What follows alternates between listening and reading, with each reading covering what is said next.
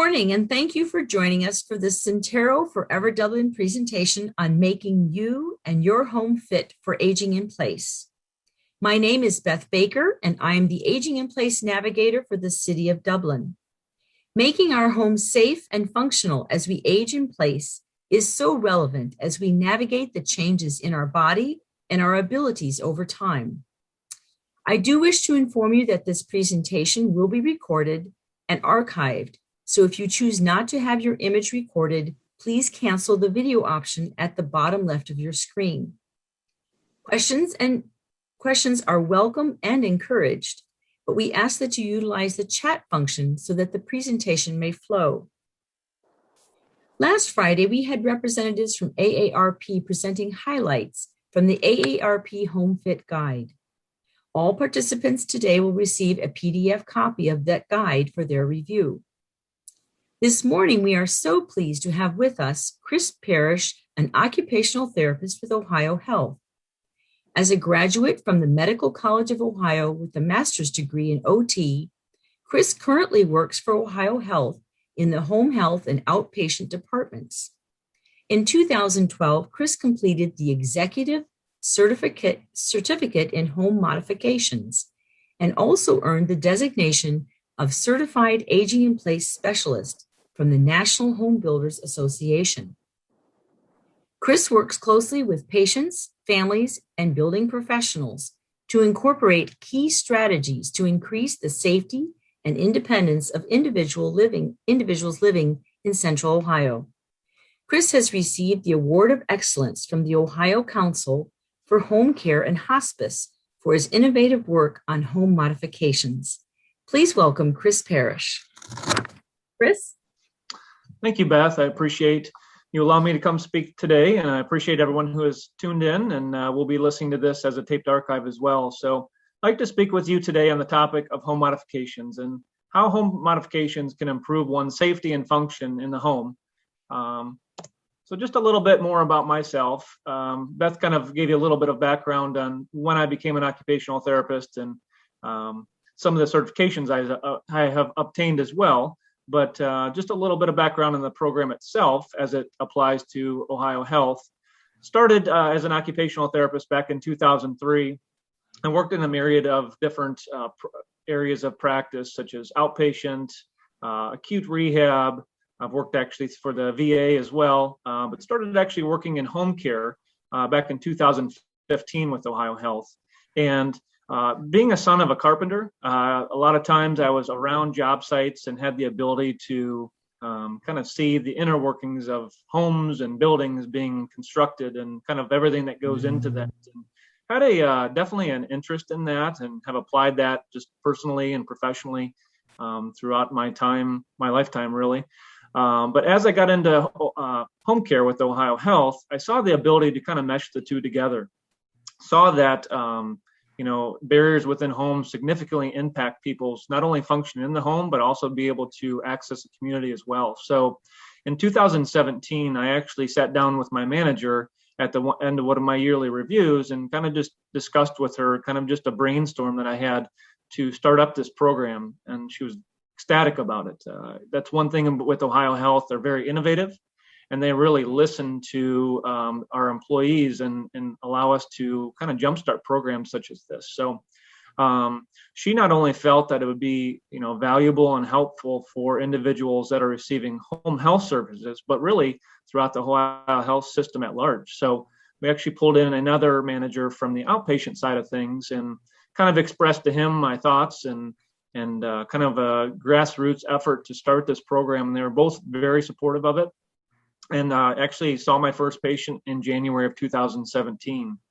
And I'll explain to you a little bit about kind of the inner workings of my program and how I feel like it sets myself apart from just, contractors coming in and doing changes to the home. So since 2017, I've served individuals at the Ohio Health system level and also really throughout Central Ohio as well.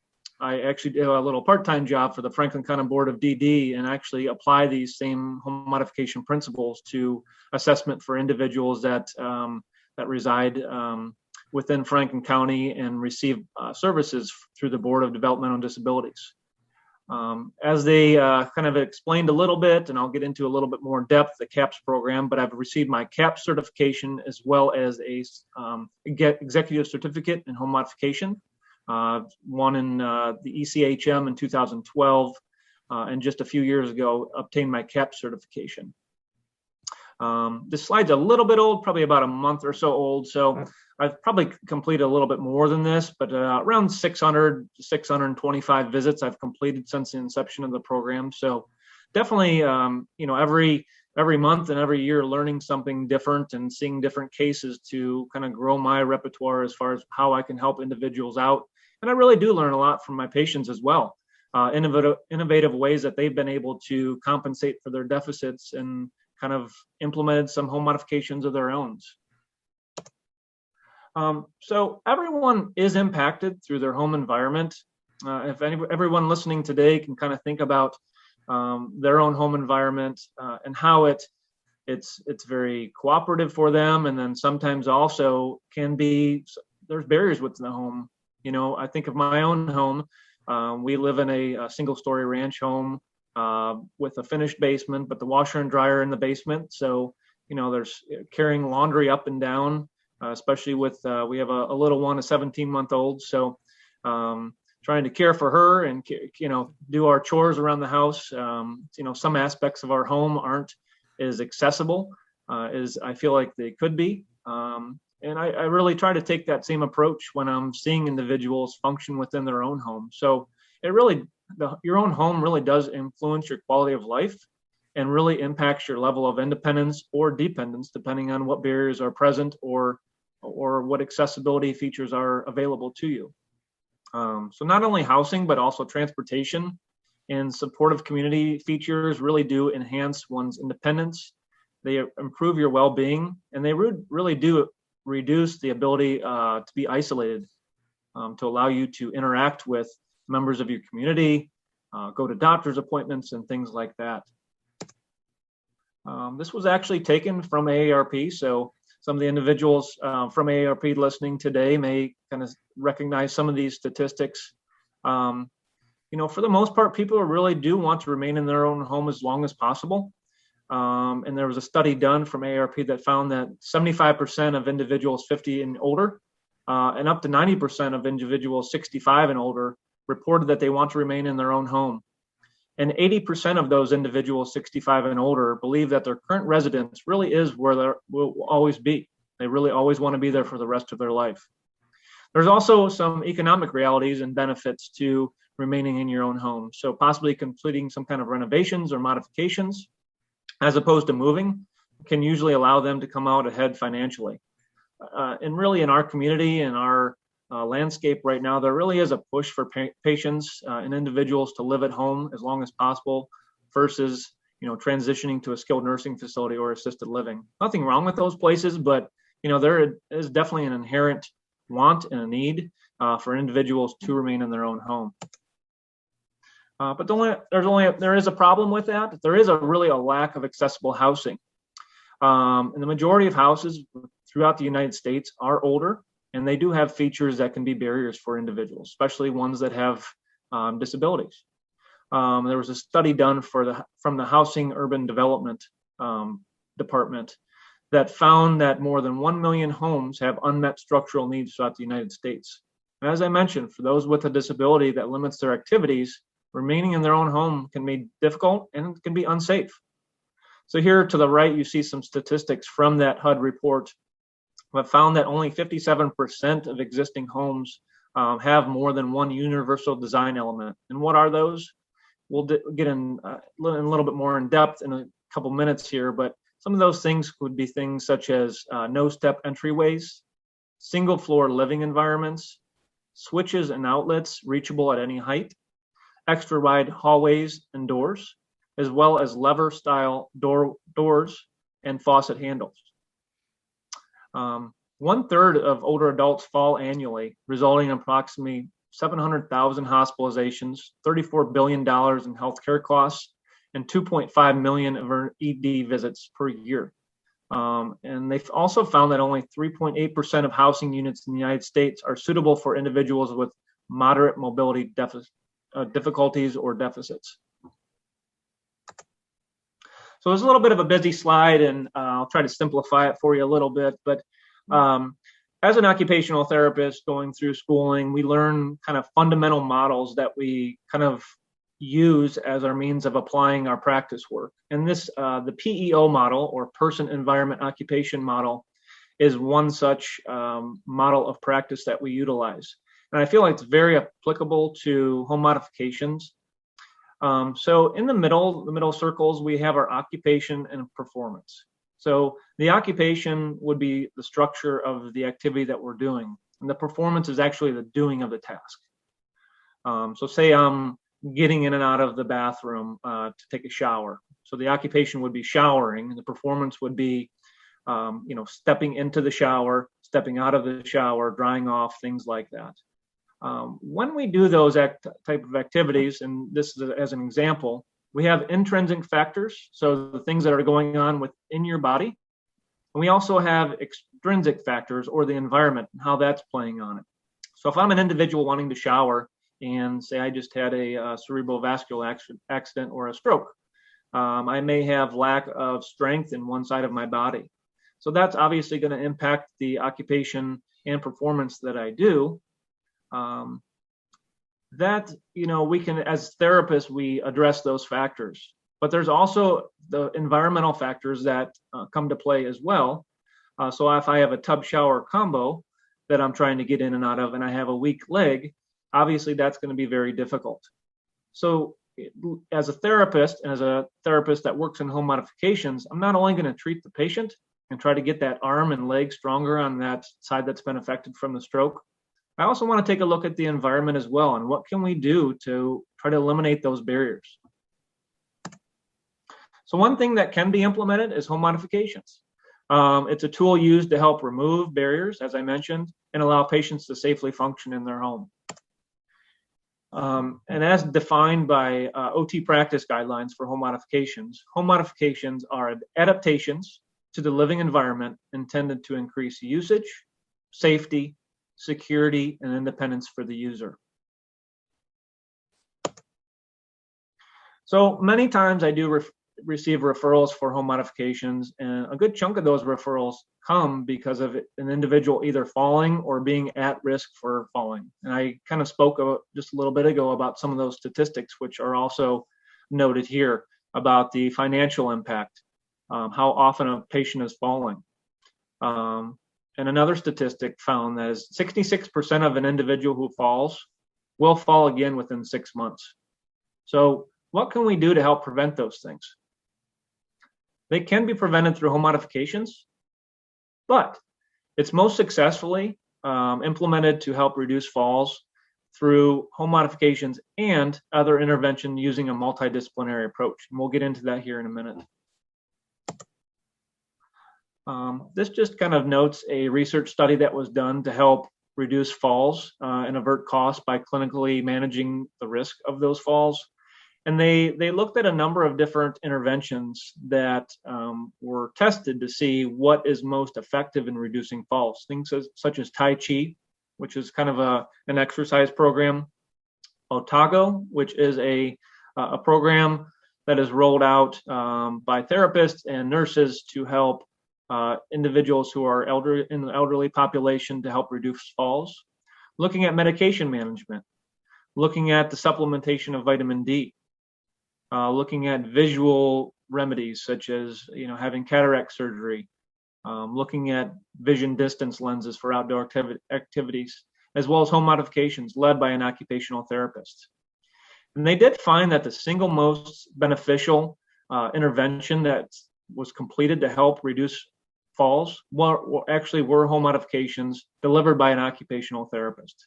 And I stress delivered by an occupational therapist because, as I kind of discussed earlier, as an occupational therapist, I'm not only looking at the home environment, but I'm also looking at how a patient functions within that home environment and looking, is this a progressive condition where we really need to push some large modifications up front? Is this just a temporary, issue that they possibly fell and broke a hip? So as that hip heals, they may not need as many, really costly home modifications. So I feel like I have the ability as an occupational therapist to not only look at the environment, but also the person, which is imperative. Home modifications themselves can be permanent or they can be temporary, as I just discussed. They can be very low tech or they can be extremely sophisticated. Some are very easy and inexpensive to implement, whereas others require major renovations and are very costly. But it is important to note that environmental modifications really can help an individual to stay safe and retain their independence for as long as possible within the home environment. They also, not even looking at the patient, but the caregiver. They lower the caregiver's risk for injury by making tasks such as assisting and transferring and repositioning less physically taxing on the individual. And I see that and I stress that to a lot of my patients because they may have a spouse that is providing significant care for them, but they don't have any other help in the home. And I stress to them that, you as the caregiver are obviously, having some kind of mental burnout at times, but if you physically get hurt, what are you guys going to do in that situation? So using modifications that I'll get into some of those here in a minute to help reduce the amount of lifting capacity that you're helping your loved one with is extremely important and very helpful. So home modifications really aren't done in a silo. They're not done alone. They really do take a team approach. So there's various individuals who comprise the home modification team. They could be individuals from the housing sector, such as contractors, architects, interior designers, or equipment specialists. And individuals like myself from the healthcare side of things, an occupational therapist, a physical therapist, a speech therapist, a physician, a nurse, a social worker. And at the nucleus of the home modification team should always be the patient and the family members, because they're really the ones that are living in that environment. And they're the ones that really are going to be most effective by our recommendations. So putting them at the core of what we recommend and how we implement things is imperative. As I mentioned about the certified age-in-place specialist, I feel like it really is beneficial, if at all possible, to use individuals who are CAP certified within the home modification team. This certification really does help individuals who are helping their patients go above and beyond just following routine, guidelines from a building code standpoint. They really do look to help educate individuals how to individualize their recommendations based upon the patient's needs. And myself going through the program, I feel like I have a good understanding, obviously, of the medical side of things, but it really did help me because actually when I attended this program, I was the only therapist there. It was all mainly contractors, interior designers, some equipment people. So I really got a chance to understand and hear their side of things too. Some of the barriers that they deal with, some tricks of the trade that they utilize, helped me to have a better understanding of how to read blueprints, how to, understand those building codes and ensure that we're following those through my recommendations, but also, like I said, using those as just a starting point. And as I mentioned, home modifications really are found to be most impactful when integrated with multidisciplinary interventions. So for an example, if I'm going in and making some recommendations for changes to the house, but a patient is falling frequently, has some weakness in their legs, possibly bringing in a physical therapist to look at and do some balance and mobility training. At Ohio Health, we actually have do a fall prevention screen on all of our patients. We do 2 specific tests, one being the 30-second sit-to-stand test that actually can be implemented into an exercise program. And what we ask the individual to do without using their hands to be able to, in as many times as possible in 30 seconds, go from sitting to standing. This screen looks at an individual's leg strength and its age range. So based upon how many times they do that, we can look at the kind of the statistical evidence and say, okay, based upon how many times you did this test, this is where you kind of, what your range is from a safety standpoint. An easy way to kind of turn that into an exercise is have an individual sit in a chair and if at all possible, not use their arms to go from sitting to standing. It's a great full body exercise. It's really working on leg strength, working on core strength, so stomach muscles, back muscles. And if they cannot stand without using their hands, that's fine. But from a screen standpoint, we consider that, a deficit.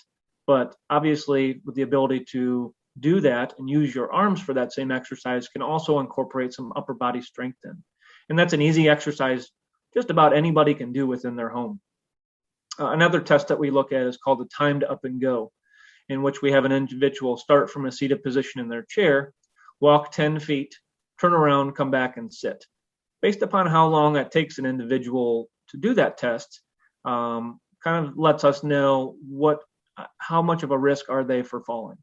So for a community dwelling individual, a baseline for that is 13 and a half seconds. So anything over 13 and a half seconds for that test, the higher away from that score, the more of a risk they are. And I tell people it's not a race. We want you to walk at a normal pace to do that test, but it's just a great objective measurement to look at fall risk. So that's just one example that where a physical therapist is invaluable to help looking at an individual to help reduce falls. I may bring a nurse, a physician, or a pharmacist's knowledge into play if there's medication issues going on that may be leading to the falls or impacting their safety within the home.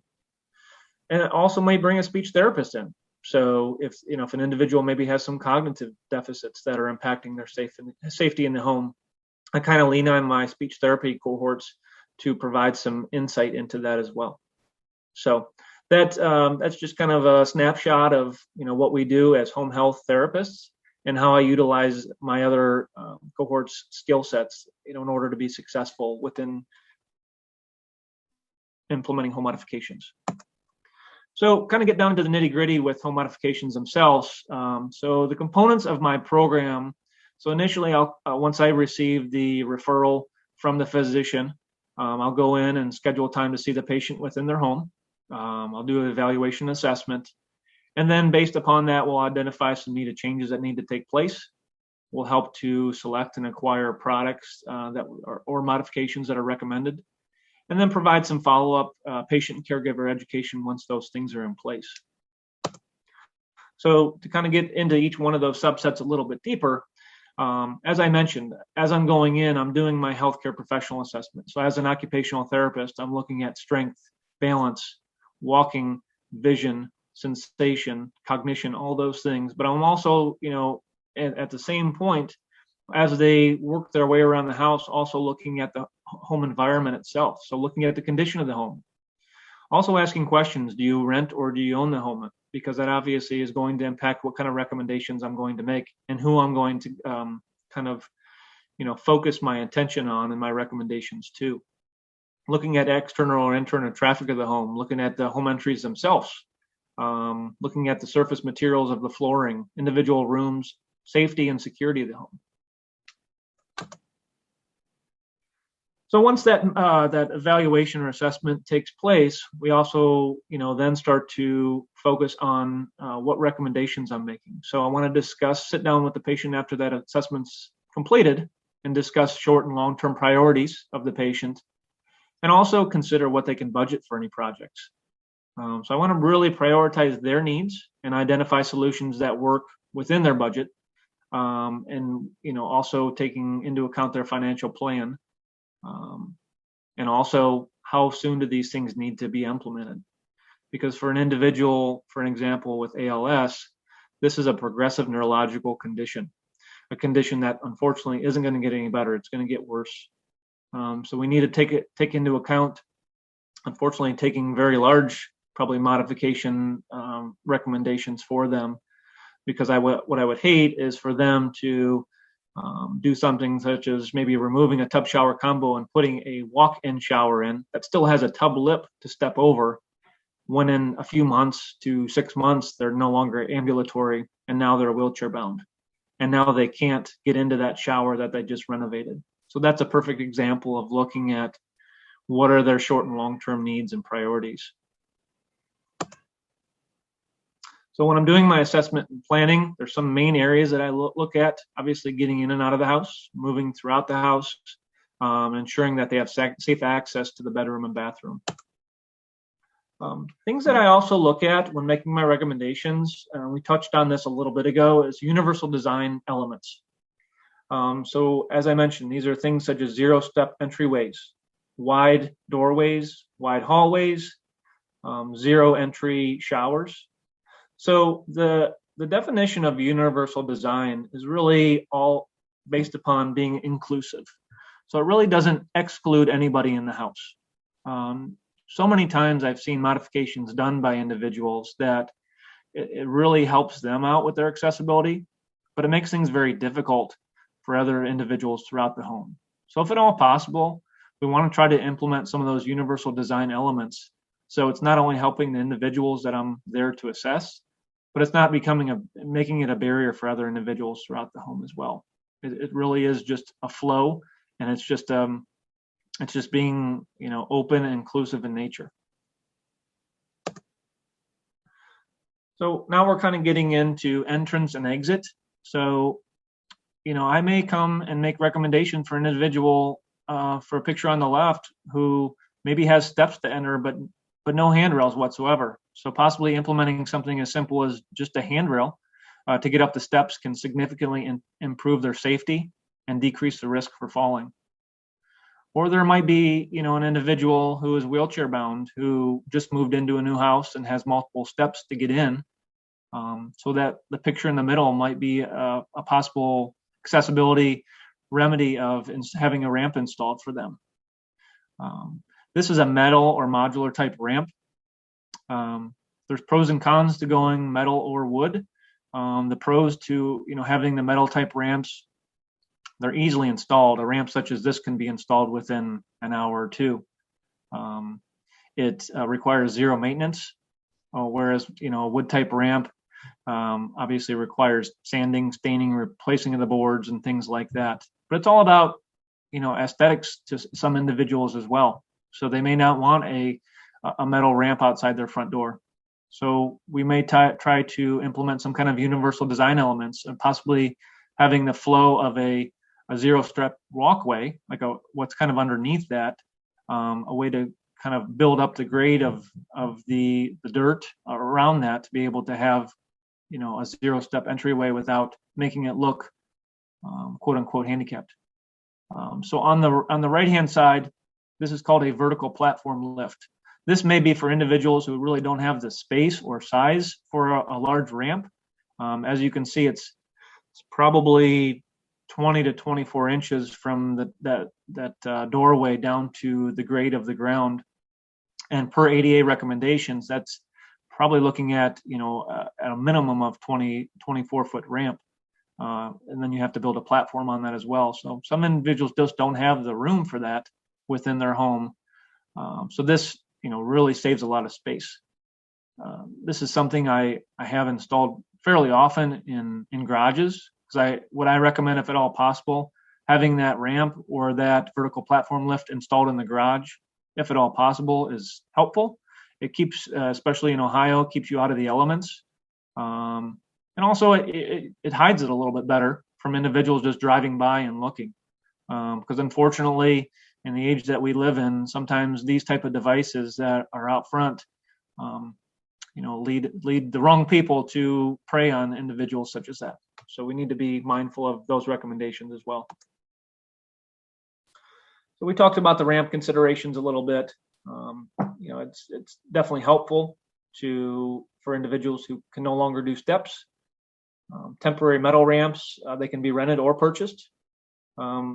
If we're only talking about one step to get in or out, they do make what are called suitcase ramps. They're foldable ramps that can be installed just temporarily. If you're going over to a friend's house or something like that, you don't want to be unable to visit with family and friends, and utilize something as a temporary metal foldable ramp may allow you the ability to access your friends or family members.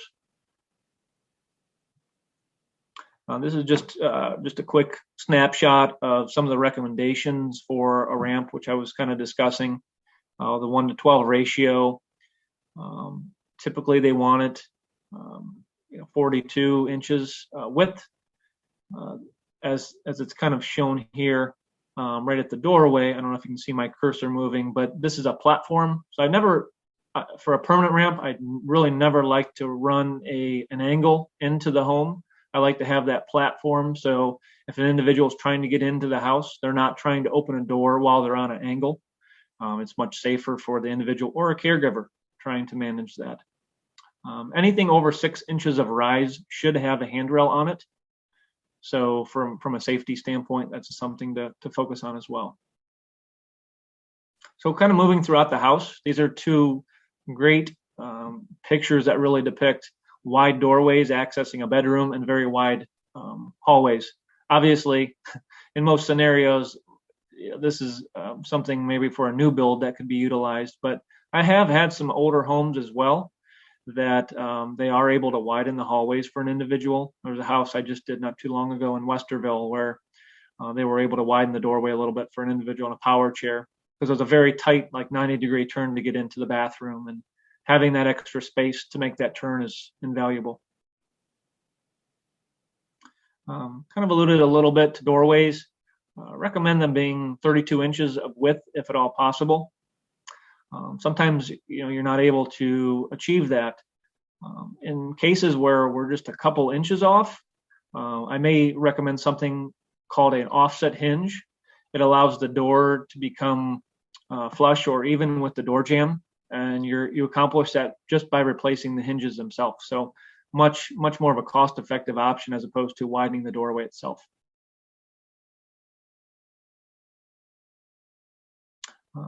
Last point there, moving around the home is much easier on hard surface flooring as opposed to carpet, especially in manual wheelchairs. So if at all possible, having hard surface flooring is very beneficial for the patient.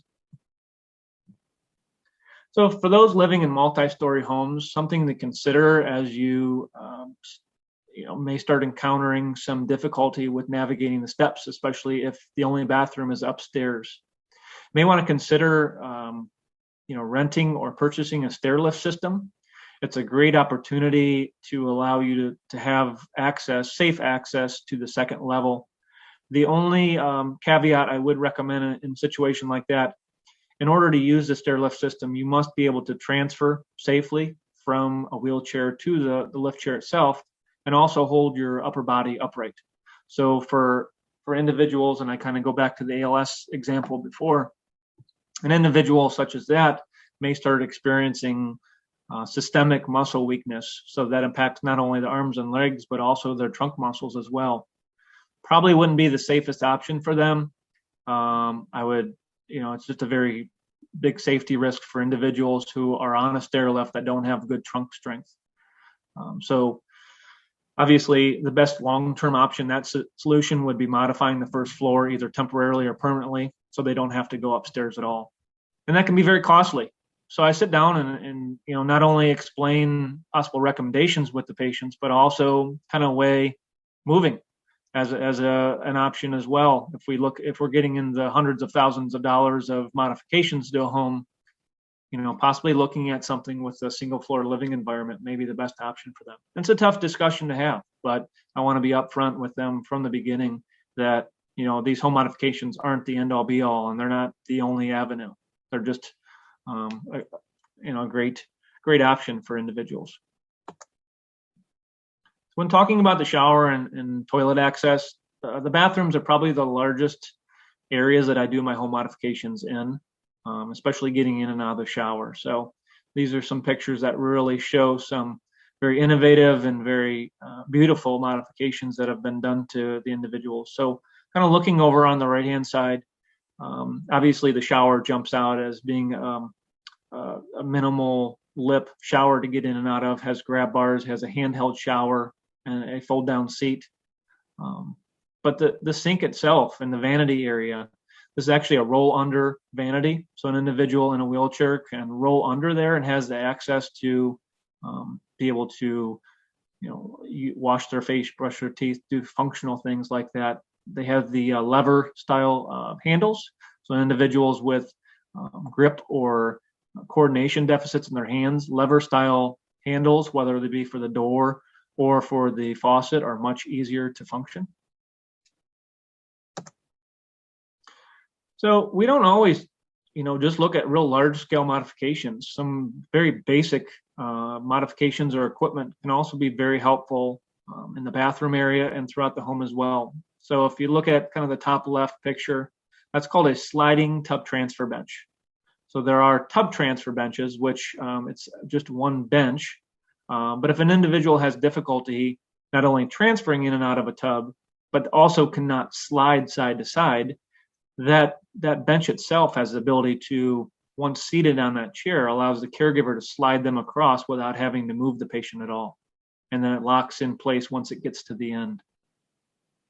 The little moon hanging thing off of the light switch, I actually had implemented that for one of my patients who, because of arthritis, could no longer raise their arm up to reach a light switch.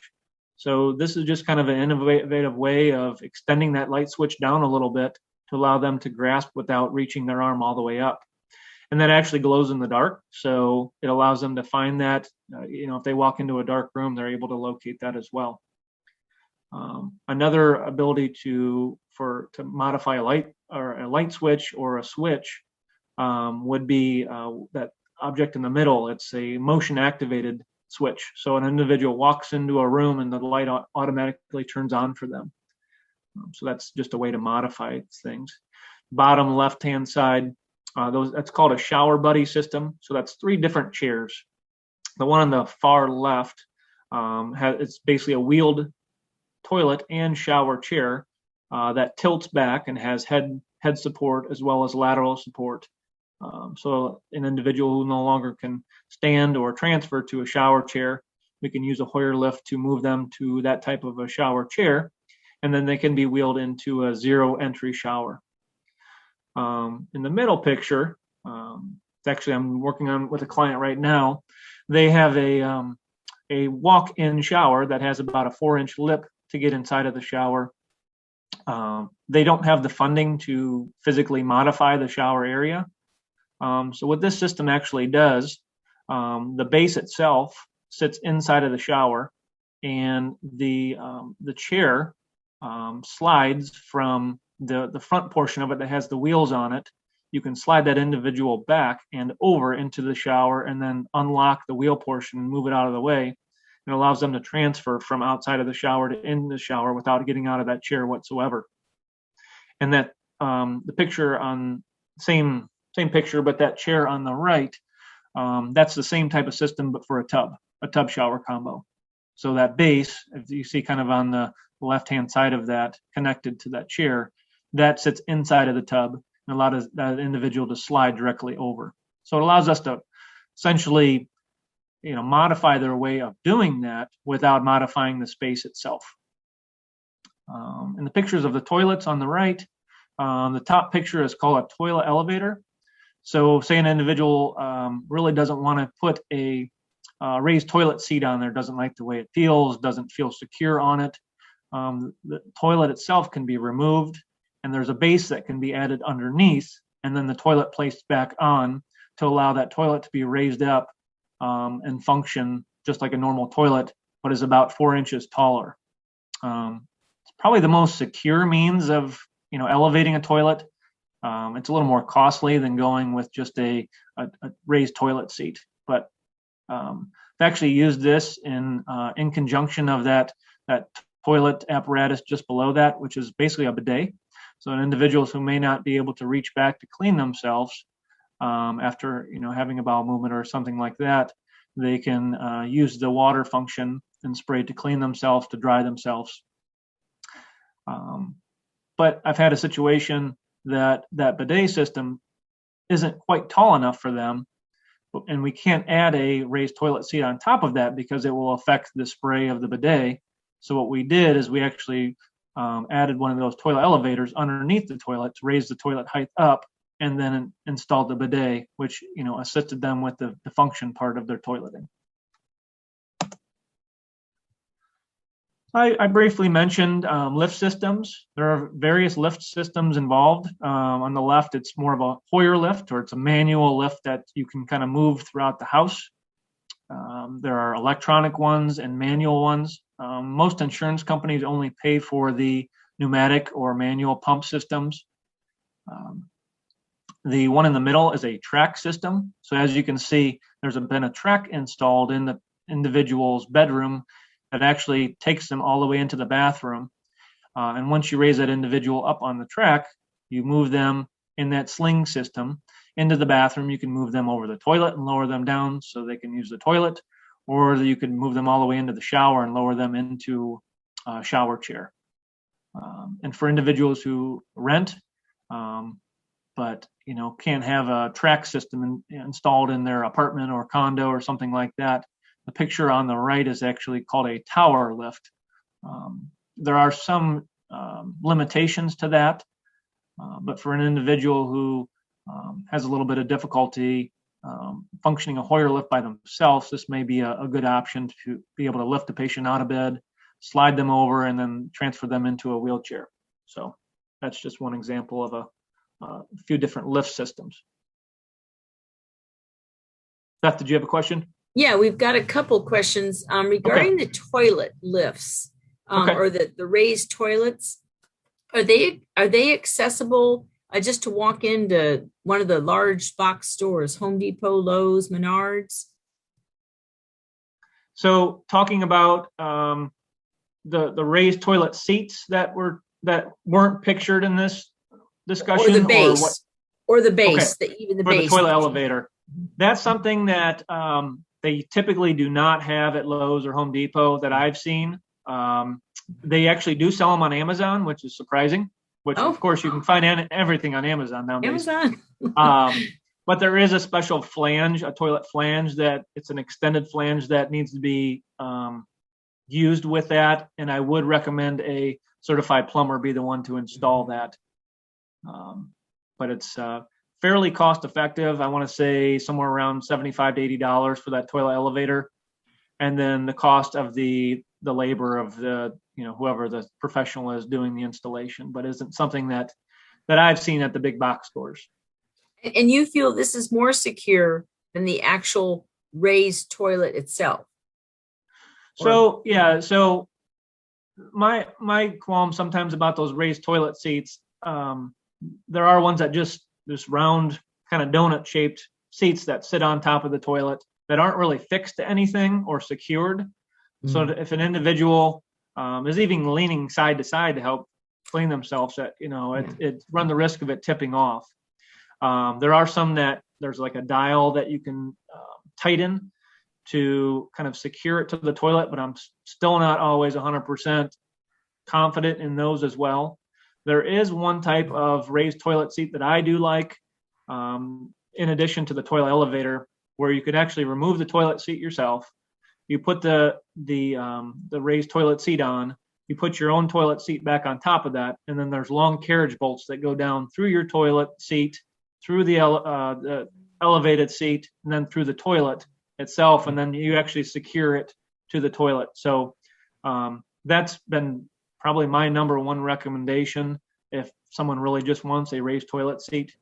The thing to consider as well when you're purchasing that, obviously there are round bowl toilets and then there's elongated bowl toilets. So you really need to make sure if you are ordering something online that you're ordering the correct one.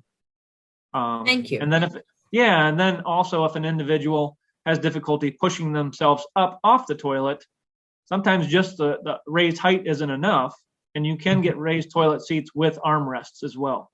So that provides an added benefit of using your arms to be able to get yourself off the toilet as well.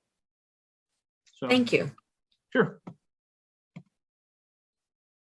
So obviously this is the big question that comes up after I make my recommendations and talk to individuals, and they're like, boy, this sounds great, but what is it going to cost? So home modifications are more times than not need to be paid for by the family out of pocket. If an individual has long-term care insurance, I've seen some plans that have the ability to utilize that. A lot of times they'll need a quote from the contractor before the long-term care constituent agrees to pay for modifications. There might be some grants that are out there that are available, or some low interest loan programs. Veterans more times than not will be eligible for home modification payments, depending on your level of service connectedness. And that's through the Specialty Adaptive Housing Program through your VA. I don't see too many VA patients because they have their own programs that they deal with. I have had a couple consultations that I've done and worked with their specialty kind of home modifications people.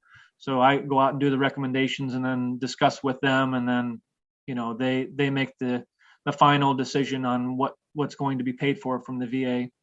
If an individual is on Medicaid, some programs, some equipment is covered from Medicaid. Rarely are things covered as far as home modifications and bathroom equipment from Medicare.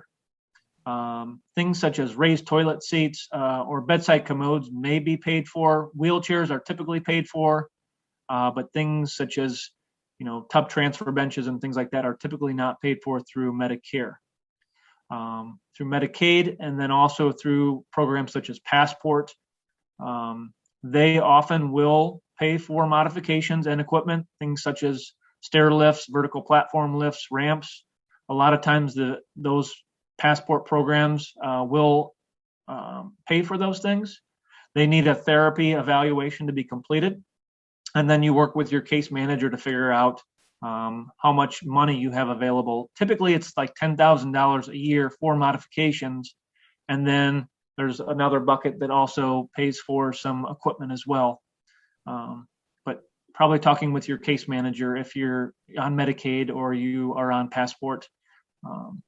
But for the large majority of individuals, the modifications that I've discussed are often paid for out of pocket. So the taxes on some of those things can be deducted as a medical expense on your income tax return. So there is some benefit there. I'm not an expert from that standpoint, so I do often lean on social workers that I work with to kind of help me through some of those avenues. This is a great resource that's available through the National Council on Aging that does list some different types of funding sources for home modification. Again, it's not an exhaustive list where it covers everybody, but it's worth at least kind of going through that. And at the top there, I've listed the website itself. It's kind of a long website, but if you go to NCOA, which is the National Council on Aging, and type in funding resources for home modifications, it should direct you to there. So in conclusion, home modifications are designed to increase usage, safety, security, and independence. They really are most successful when completed along with other intervention and other team members. And safety really should be the primary goal of all of our projects, and really be mindful of the diagnosis and prognosis when completing home modifications. So how can I help you? So this is just kind of a quick slide to depict how I can come out and help you with the home modification assessment. I do service Central Ohio, so I service Franklin County and then the surrounding 6 counties from there. I need a physician's referral in order to come out and do my assessment, because I'm actually billing it as an occupational therapy assessment. So that way, more times than not, it can be paid for through insurance for me coming out and doing the assessment. And that's something that would have to be verified through our billing department and everything. But they can definitely walk you through before I came out what your financial obligation would be, if there is any whatsoever. But the physician's referral should be sent over to the number that I have listed here. And I'm sure Beth would be more than happy if she received any questions, could kind of steer you towards this number if needed. Or I have my number listed at the end of the program, which I'm more than happy to. You can reach out to me at any point in time, phone call, email, however, whatever works best for you. Even if you just have questions like, oh, what do you think about this? Or, would it be beneficial for me to come out for this type of situation? More than happy to field any questions that you may have.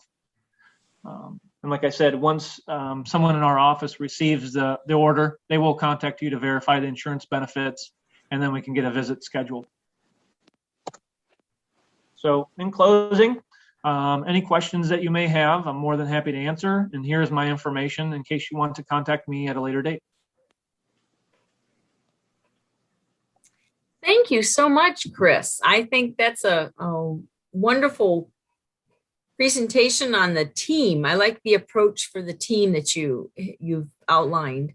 It reminds me that you have to talk to the patient and then ask them what's going to work for them and then work from there. So great. Thank you. Were there any additional comments or questions? I thought it was a great overview of what you do with Ohio Health. And I'm so glad that you spearheaded the initial startup of that program. How many people do you have, occupational therapists working with you in that program? So I'm the primary occupational therapist, and then I have one more OT that helps me out. He also does assistive technology referrals, and what that looks at is like smart home features. And I think you had an individual a few months back that spoke on smart home features. So we have a professional as well that goes in and does assessments similar to what I do with home modifications for looking at assistive technology and how that can be utilized. So he helps me out with some of the outlying referrals, but for the most part, I'm a one-man band. I do most everything on my own. So Beth, can I ask Chris something or say something? Yes, Joyce. Yeah. So my sister lives in Baltimore, and her husband, he's a veteran. So they came in and put a chair lift on the stairway, and believe it or not, it was $13,500 because it had a curve that it had to make. Anyway, I think he's at the point where he cannot go to the restroom without my sister helping him to walk there. And so I was interested in that track that you can put in your house. But I've never seen anything like that before. Yeah. So the nice thing about that CAPS program, it's a national program, and they actually have a national database. So what I would encourage you to do is, pull up that CAPS, or it's through NAHB, National Association of Home Builders, and you can look at that database, and you can look in Baltimore and see what contractors are available, equipment specialists are available in that area, and they should be able to point you in the right direction. Okay, yeah. Interesting. Because he doesn't want to go into a nursing home, but sure. I can see where it's going to get to the point where she's not going to be able to help him, Absolutely. Yeah. Yep. So thank you. Good question. Okay, well, if there's no other questions, we'll conclude this presentation today. And again, thank you, Chris, for being here. Our other Joyce and Pamela, thank you for joining us. And perhaps we'll have you in the future. We can hear more about what's changing in home modification. So great. Thanks so much. Thank you again. A lot of good information. Very good. Bye. Good information. Thank you, guys. Thank you, Chris.